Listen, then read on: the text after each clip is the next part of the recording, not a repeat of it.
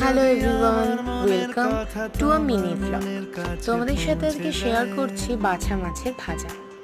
Social মিডিয়ায় তোমরা অনেকেই দেখেছো যে এই বাছা মাছের ভাজা রেসিপি, বাট আমি আজকে তোমাদের সাথে আমার ভার্সনটা শেয়ার করছি। প্রথমে কড়াইয়ের মধ্যে তেল দিয়ে দেবে।